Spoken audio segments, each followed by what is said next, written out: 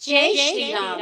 प्यारे भक्तों, हम सुन रहे हैं तुलसीदास जी कृत रामायण का अयोध्या कांड, जिसमें इस भाग में हम सुनेंगे भरद्वाज और भरत का संवाद और भरद्वाज मुनि द्वारा भरत का सत्कार, प्रयाग में भरत की पहुनाई और भरत का चित्रकूट जाना, इंद्र गुरु संवाद। तो आइए सुनते हैं। तुलसीदास जी कहते हैं कि सो यह प्रेम ही आपका धन प्राण सब कुछ है, अब आपके समान बड़भागी कौन है। महाराज दशरथ का पुत्र और श्री रामचंद्र जी का छोटा भाई होने से यह कुछ भी आश्चर्य नहीं है। हे भरत जी सुनिए, श्री रामचंद्र जी के मन में आपके तुल्य प्रीति का पात्र कोई नहीं है। कारण कि उस दिन लक्ष्मण, सीता और श्री रामचंद्र जी को आपकी बढ़ाई करते हुए सारी रात्रि बीत गई। मैंने तो प्रयाग में स्नान करते समय श्री रामचंद्र जी के प्रेम को देखा कि वे आपके प्रेम में लवलीन हो गए। श्री रामचंद्र जी का आप पर ऐसा ही स्नेह रहता है जिस भांति मूढ़ मनुष्य को सुख पूर्वक जीवन व्यतीत करने पर हुआ करता है। इसमें श्री रामचंद्र जी की कोई बहुत अधिक प्रशंसा नहीं है, कारण कि श्री रामचंद्र जी परिवार के रक्षक हैं। हे भरत जी, मेरे विचार से तुम ऐसे मालूम होते हो कि श्री रामचंद्र जी के प्रीति की देह ही हो। हे भरत जी, जो बात आपके विचार में कलंक है वही हम लोगों के लिए शिक्षा का विषय है। श्री रामचंद्र जी के भक्ति रूपी रस की सिद्धि के लिए यह आरंभिक समय है। हे तात, नए चंद्रमा के समान आपकी कीर्ति शुभ है। श्री रामचंद्र जी के दास कुमुद और चकोर हैं। विशेषता यह है कि यह चंद्रमा सदा उदय रहेगा और कभी डूबेगा नहीं। आपका यश चंद्रमा स्वरूप होगा, जिससे भक्तगण अत्यंत प्रेम करेंगे और राम का प्रताप रूप सूर्य भी उस छवि का हरण नहीं करेगा तथा सब दिन सबको सुख पहुंचाएगा। आपका यश रूपी चंद्रमा श्री रामचंद्र जी के प्रेम रूप सुयश से पूर्ण होगा। चंद्रमा बृहस्पति के अपमान से दूषित हो गया है, परंतु आपका यश रूप चंद्र गुरु के अपमान से दूषित नहीं है। राजा भागीरथ गंगा को लाए, जो स्मरण मात्र से मंगल देने वाली है। महाराज दशरथ के गुण समूह का तो वर्णन ही नहीं किया जा सकता, जिसके समान संसार में कोई नहीं है। जिस दशरथ जी के प्रेम और संकोच के कारण श्री रामचंद्र जी आकर जन्म लिया और जिनका दर्शन श्री शिव जी हृदय के नेत्रों से भी करके संतोष नहीं पाए, हे तात, तुमने उपमा रहित कीर्ति रूप चंद्रमा को बनाया, जिसमें राम का प्रेम मृग रूप होकर बस रहा है। हे तात, ग्लानि ना कीजिए, पारस को भी पाकर दरिद्रता से डरते हो। हे भरत जी सुनिए, मैं झूठ नहीं कहता, हमारे शत्रु मित्र नहीं है और हम तपस्वी हैं। सब साधनों का फल रूप यही है कि मैंने लक्ष्मण और सीताराम का दर्शन पाया, और श्री रामचंद्र जी के दर्शन का फल तुम्हारा दर्शन है। आज हम प्रयाग वासियों के धन्य भाग हैं। हे भरत जी, तुम धन्य हो। ऐसा कहकर भरद्वाज मुनि प्रेम में मग्न हो गए। मुनि के वचन सुनकर सभासदगण प्रसन्न हुए और देवता लोग साधुवाद देकर फूल बरसाए। प्रयाग के आकाश में धन्य धन्य की आवाज आने लगी, जिसे सुनकर भरत जी प्रेम में मग्न हो गए। भरत जी का शरीर पुलकायमान हो गया और उनके कमलवत नेत्रों में जल भर आया। वे मुनि गणों को प्रणाम कर आनंद के ये वचन बोले, यहाँ मुनियों का तो समाज है और यह तीर्थ राज है। यहाँ सच्ची सौगंध से भी आकाश होता है। क्योंकि इस स्थान में यदि कुछ भी बनाकर कहा जाए तो इसके बराबर कुछ पाप नहीं है। तुम सर्वज्ञ हो, यह मैं स्वभाव से कहता हूँ। श्री रामचंद्र जी सबके मन की बात को जानने वाले हैं। मुझे माता के कर्तव्य का सोच नहीं है और जगत भी मुझे पहुँच जाने इसका भी कोई सोच नहीं है। मुझे परलोक बिगड़ने का भी डर नहीं है और ना पिता के मरने का ही शोक है। जिनका पुण्य और यश फैल रहा है कि लक्ष्मण और राम के समान उन्होंने पुत्र पाया। श्री रामचंद्र जी के विरह में क्षण में भंग होने योग्य शरीर का त्याग कर दिया, इसमें महाराज के शोक का प्रसंग ही क्या है।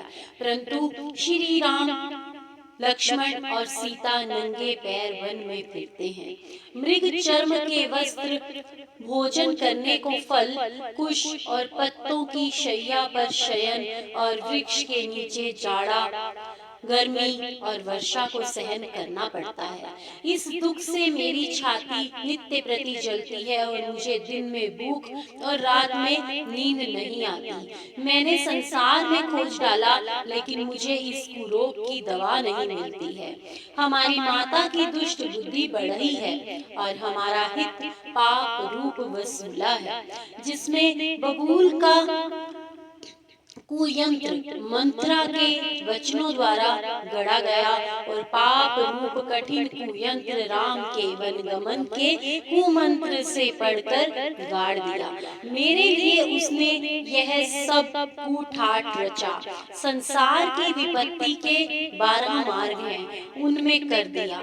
जब श्री राम जी फिर कर आवे तब यह कुरोग मिटे और तभी अयोध्या बस सकती है। भरत जी की वाणी को सुनकर सभी ने उनकी अनेक प्रकार से प्रशंसा की और मुनि ने कहा कि हे तात, विशेष शोक न करो। श्री राम जी के चरणों को देखते हुए सब दुख दूर हो जाएंगे। इस प्रकार मुनि ने समझा कर कहा कि तुम मेरे प्राण प्रिय अतिथि हो, इस कारण जो हम कंद मूल फल फूल देते हैं उसे कृपा कर ग्रहण करो। मुनि का वचन सुनकर भरत जी को बड़ा सोच हुआ कि कुअवसर पड़ा और कठिन संकोच यह हुआ कि मुनि का कहना कैसे टाला जाएगा। फिर भारद्वाज की वाणी को सुनकर भरत जी बोले कि हे नाथ, आपकी आज्ञा शिरोधार्य करके मानना यह हमारा परम धर्म है।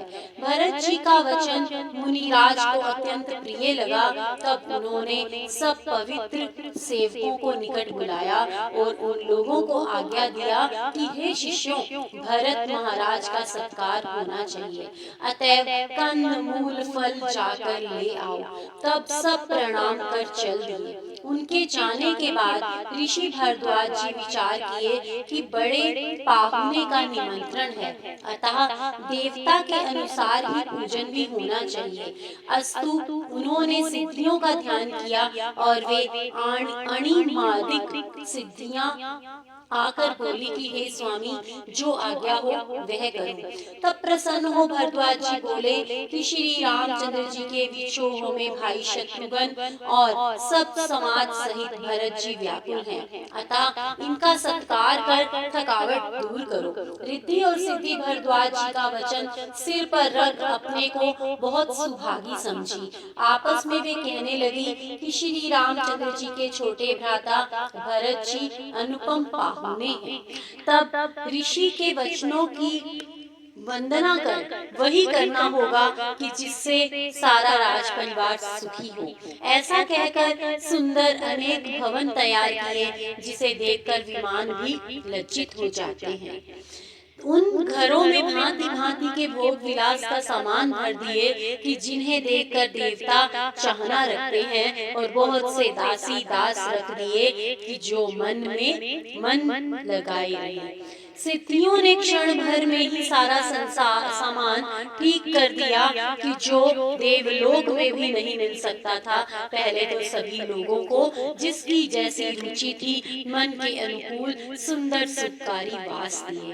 फिर मुनि ने कुटुंब के सहित भरत को एक भवन में रहने को कहा कि जिस घर को मुनि ने अपने तपोबल से ऐसा बनाया था कि जिसे देखकर ब्रह्मा को भी अचरज होता था। जब भरत जी ने ऋषि के प्रभाव को देखा तो राजाओं की सारी संपत्ति छोटी प्रतीत हुई। वहाँ जो सुख का सामान था, ज्ञानी भी उस संपत्ति को देखकर अपना विराग भूल जाते थे, जिसमें आसन, शयन, सुंदर कपड़े, शमियाना, वन, उपवन, पक्षी, अनेक प्रकार के हिरण, सुगंध वाले फूल, अमृत के समान फल और अनेक भांति के पवित्र तालाब थे। खाने पीने की वस्तुएं विमल अमृत सी थी, जिसको देखकर अयोध्यावासी तृप्त हो गए और प्रत्येक के घर देख इंद्र और इंद्राणी भी उसमें रहने की इच्छा करते थे। बसंत ऋतु है, शीत मंद सुगंध वायु बहता है, सब लोगों को अर्थ, धर्म, काम, मोक्ष सुलभ है। माला, चंदन और स्त्री आदि भोग के पदार्थ देखकर सब लोग आश्चर्य में पड़ गए। सारी संपत्ति मानो चकई और भरत जी चकवा है। ऋषि की आज्ञा बहेलिये की फांस है और जो उस रात को आश्रम रूपी पिंजरे में लाकर इकट्ठा कर दिया है। फिर भरत जी ने तीर्थराज प्रयाग में स्नान किया और समाज समेत मुनि को सिर नवाया। ऋषि की आशीष सिर पर चढ़ाई और फिर दंडवत करके बहुत विनय की। इसके पीछे चतुर मार्गदर्शकों को साथ ले चित्रकूट को चल दिए। श्री रामचंद्र जी के मित्र निषाद के कंधे पर हाथ रखे हुए भरत जी ऐसे जा रहे थे कि मानो शरीर धरकर प्रेम जा रहा हो। इनका प्रेम, नेम, व्रत और धर्म छलहीन है और रास्ते में निषाद से श्री रामचंद्र जी, लक्ष्मण और सीता जी की कहानी मीठी वाणी द्वारा पूछते हुए चले जा रहे हैं। श्री रामचंद्र जी के ठहरने का स्थान अथवा वृक्ष देखने पर हृदय की प्रीति रोकने से भी नहीं रुकती। जय श्री राम। रामायण का अगला भाग अगली वीडियो में। तब तक के लिए जय श्री राम।